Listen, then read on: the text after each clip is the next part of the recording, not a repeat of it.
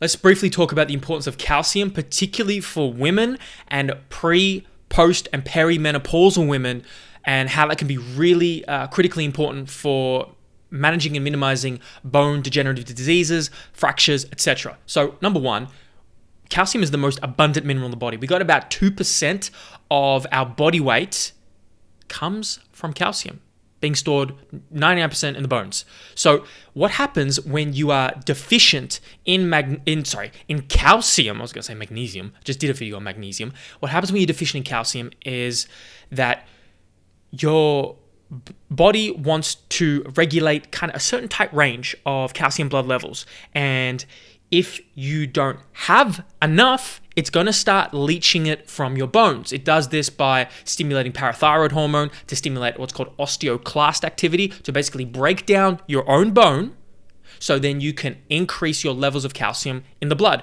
Your body will find a way to get back to homeostasis, whether it has to eat itself or get it from environmental sources through the foods that you eat. And so this kind of big recent trend over the last 5, 10, 15 years of to minimize dairy intake. Dairy intake is bad. Don't drink milk by any chance. Don't consume lactose ever. I've even talked about how the potential downsides of lactose, because just people can't digest it. It can be a trigger for a lot of gastrointestinal problems. People don't have the ability to make the enzyme lactase. However, on the other side of that, there are consequences, and the consequences are, well, you're just not intaking enough calcium. You're not eating any cheeses. You're not eating bones, because in this society, if you say that, people ew, right? They have an aversion to eating head to tail, nose to tail, which is really unfortunate. It means it's much harder to get our nutrients, e.g. calcium.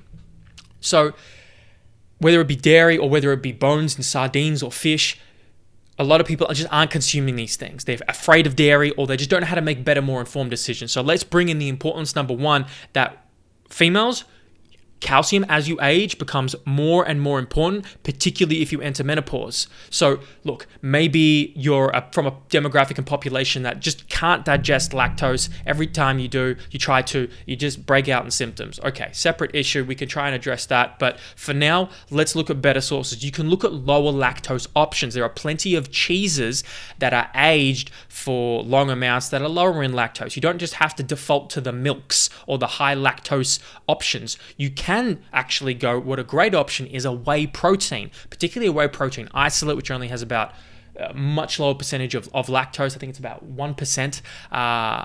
And you're still going to get about 200 milligrams of calcium per serving, per 30 gram serving. And we're going to be on our way to hitting, our about 1.31 gram of calcium needed per day. Now remember, it doesn't have to be every day. It can be, you can pulse these nutrients. It can be one day can be quite high and another day could be low, but the average on the totality of the week is what really more important than any singular day, unless you're really reaching an upper limits and becoming, every mineral and micronutrient has some form of toxicity limit. So unless you're being a crazy person about calcium intake, you should be fine there. But let's look at whey protein. Let's look at bones, sardines.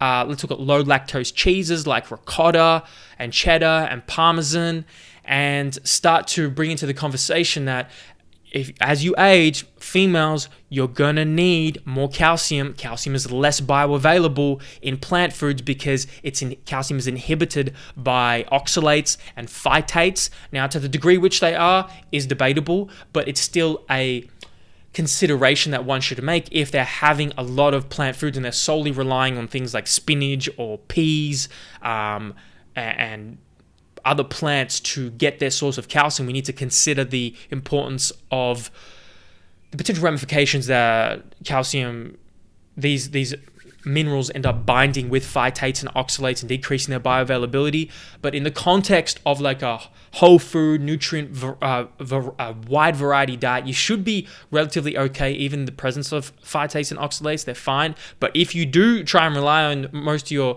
sources of calcium from solely plants, it's a consideration. You should measure your calcium intake and assess whether you are intaking enough. As you age, you're going to need more. Females, more in particularly, to mitigate osteoporosis, bone degeneration, fractures. This is a big kind of point of health ailment for a lot of our aging women entering menopause, because estrogen synthesis actually improves and the effectiveness of calcitriol, which is a vitamin D3 hormone, which helps basically the function and the basically you absorb calcium as a result of upregulated calcitriol. What helps calcitriol, like I said, estrogen. What happens in menopause? Estrogen plummets down to the bottom of the earth, and you basically produce none of it. And so now we can start to see how then osteoclast activity is created. Your body wants some calcium. It's going to leach it from your bones. Your bone mineral content, bone density decreases, increases your risk of fractures, bone degeneration. You become frailer, you become weaker, and then you break your hip, and then you're dead within 2 years.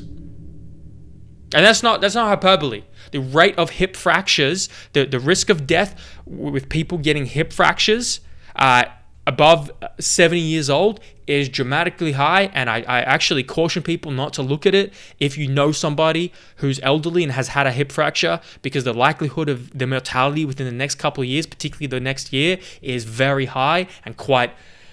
There's no words really. It's just like, damn. So considerations for calcium intake around women, around dairy consumption, and around just one of these most important minerals that is important for nerve transmission, muscular contractions. Like every action potential in the body, nerve impulse requires calcium, and bone structure and blood clotting. So get your calcium, folks.